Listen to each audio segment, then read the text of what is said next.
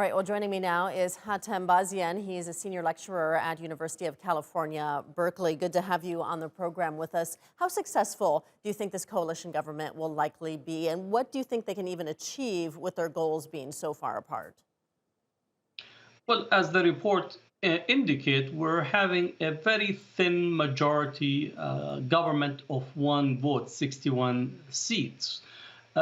It's a coalition of 8 different parties. Each one of the parties will have at least its shopping list of what it wants to accomplish.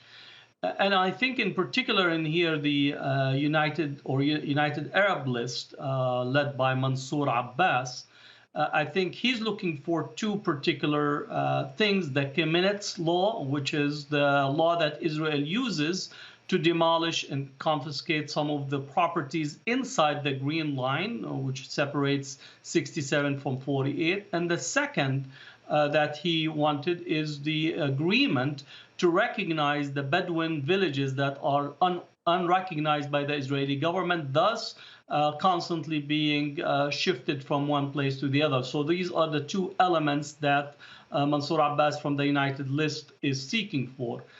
However, this coalition government is really very unstable because it's trying to bring the far right, the secular center, and then you have the far left with Meretz, and then the Arab list, which also straddle the lines between the center and the left.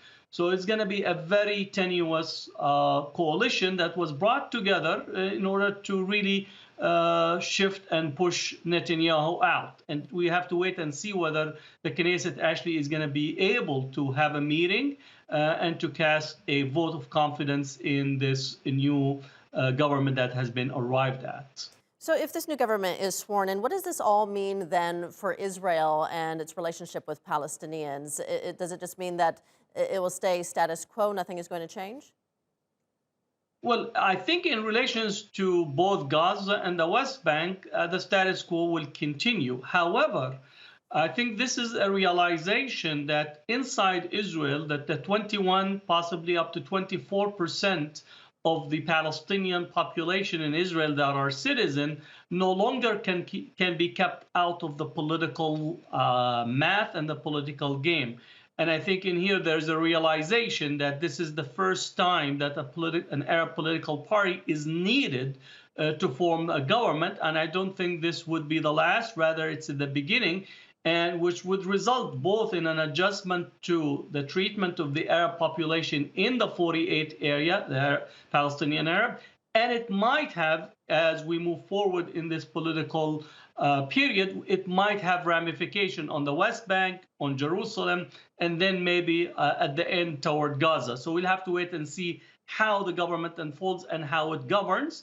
The fact that Naftali Bennett is going to be the first prime minister points that Lapid is still worried about the right-wing flank of the Israeli society, and Netanyahu might still pull something out from the bag to disrupt the actual vote of confidence in his government. So I think we still have to hold our breath until the Knesset and the government goes through that confidence vote.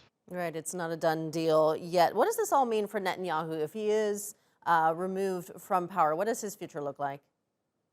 I would think he needs to get quickly to acquaint himself with a possible prison sentence, unless he is given immunity, which I don't think is the case. I think over 12 years, he has developed enough enemies, and he has already the legal case that is pending, and the evidence points toward really being charged and found guilty with violating the law. So I think we might end up with another Israeli prime minister ending up in jail.